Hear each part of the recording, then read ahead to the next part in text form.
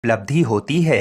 हे देवी, इस विधि से जो स्त्रियां इस व्रत को करती हैं उन्हें 7 जन्मों तक राज्य सुख एवं सौभाग्य प्राप्त होता है। व्रत के दिन जो नारी अन्न का आहार ग्रहण करती है वह 7 जन्म तक संतानहीनता एवं विधवा होती है।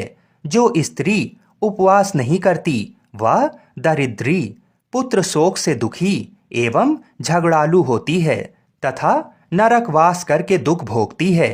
जो नारी इस व्रत के दिन भोजन करती है उसे सूकरी, दुग्ध पान करने से सर्पिणी, जल का पान करने से जोंक अथवा मछली, मिष्ठान भक्षण करने से चींटी आदि योनि में जन्म लेना पड़ता है। अनुष्ठान की समाप्ति पर नारियों को चाहिए कि वे चांदी, सोने, तांबे अथवा इन सभी के अभाव में बांस की डलिया में वस्त्र, फल, पकवान आदि रखकर दक्षिणा के साथ ब्राह्मण को दान करें। अंत में दूसरे दिन व्रत का पारण करें। जो नारियां इस विधि से व्रत का अनुष्ठान करती हैं वे तुम्हारे समान अनुकूल पति को प्राप्त कर इस लोक में सभी सुखों का उपभोग करती हुई अंत में सायुज्य मुक्ति प्राप्त करती हैं। इस कथा के श्रवण कर लेने से ही स्त्रियां हजारों अश्वमेघ यज्ञ एवं सैकड़ों वाजपेयी यज्ञ के करने का फल प्राप्त करती हैं। हे देवी, मैंने तुमसे इस सर्वोत्तम व्रत का कथन किया जिसके करने से करोड़ों यज्ञ का फल सहज ही प्राप्त होता है। अतः इस व्रत के फल का वर्णन सर्वथा अकथनीय है। आइए अब मनोकामनाओं को पूर्ण करने वाली भगवान शिव और माता पार्वती की बड़ी ही दुर्लभ कथा को सुनते हैं। एक बार की बात है, माता पार्वती शिव जी को पति रूप में प्राप्त करने के लिए घोर तप कर रही थीं। उनके तप को देखकर देवताओं ने शिव जी से देवी की मनोकामना को पूर्ण करने की प्रार्थना की। शिव जी ने पार्वती जी की परीक्षा लेने सप्त ऋषियों को भेजा। सप्त ऋषियों ने शिव जी के सैकड़ों अवगुण गिनाए, पर पार्वती जी को महादेव के अलावा किसी और से विवाह मंजूर नहीं था। सज्जनों, विवाह से पहले सभी वर अपनी भावी पत्नी को लेकर आश्वस्त होना चाहते हैं। इसलिए शिव जी ने स्वयं भी पार्वती जी की परीक्षा लेने की ठानी। भगवान शंकर प्रकट हुए और पार्वती जी को वरदान देकर अंतर्ध्यान हुए। इतने में पार्वती माता जहां तप कर रही थीं, वहीं पास में तालाब में मगरमच्छ ने एक लड़के को पकड़ लिया। लड़का जान बचाने के लिए चिल्लाने लगा। पार्वती जी से उस बच्चे की चीख सुनी नहीं गई। द्रवित हृदय होकर वह तालाब पर पहुंची। देखती हैं कि मगरमच्छ लड़के को तालाब के अंदर खींच कर ले जा रहा है। लड़के ने देवी को देखकर कहा, मेरी ना तो माँ है, ना बाप, ना कोई मित्र। माता, आप मेरी रक्षा करें। पार्वती जी ने कहा, हे मगरमच्छ, इस लड़के को छोड़ दो। मगरमच्छ बोला, दिन के छठे पहर में जो मुझे मिलता है उसे अपना आहार समझकर स्वीकार करना मेरा नियम है।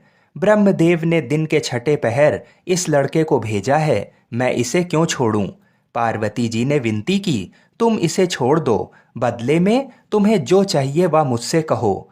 मगरमच्छ बोला, एक ही शर्त पर मैं इसे छोड़ सकता हूँ।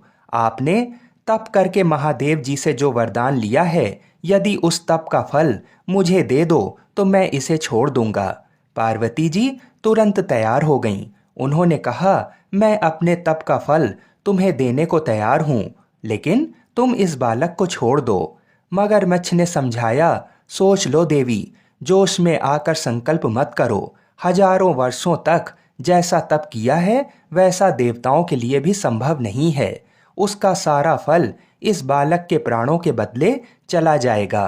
पार्वती जी ने कहा, मेरा निश्चय पक्का है, मैं तुम्हें अपने तप का फल देती हूँ, तुम इसको जीवन दे दो। मगरमच्छ ने पार्वती जी से तप दान करने का संकल्प करवाया। तप का दान होते ही मगरमच्छ का देह तेज से चमकने लगा। मगर बोला, हे पार्वती, देखो तप के प्रभाव से मैं तेजस्वी बन गया हूँ। तुमने जीवन भर की पूंजी एक बच्चे के लिए व्यर्थ कर दी। चाहो तो अपनी भूल सुधारने का एक मौका और दे सकता हूँ। पार्वती जी ने कहा, हे ग्रह, तब तो मैं पुनः कर सकती हूँ, किंतु यदि तुम इस लड़के को निगल जाते तो इसका जीवन वापस नहीं मिल सकता था। देखते ही देखते वह लड़का अदृश्य हो गया। मगरमच्छ भी लुप्त हो गया। पार्वती जी ने विचार किया, मैंने तप तो दान कर दिया है, अब पुनः तप आरंभ करूंगी। पार्वती जी ने फिर से तप करने का संकल्प किया। भगवान सदाशिव फिर से प्रकट होकर बोले, पार्वती भला अब क्यों तप कर रही हो? पार्वती जी ने कहा, प्रभु मैंने अपने तप का फल दान कर दिया है। आपको पति रूप में पाने के संकल्प के लिए मैं फिर से वैसा ही घोर तप कर आपको प्रसन्न करूंगी। महादेव जी बोले, मगरमच्छ और लड़के दोनों रूपों में मैं ही था। तुम्हारा चित्त प्राणी मात्र में अपने सुख दुख का अनुभव करता है या नहीं, इसकी परीक्षा लेने को मैंने ये लीला रची थी। अनेक रूपों में दिखने वाला मैं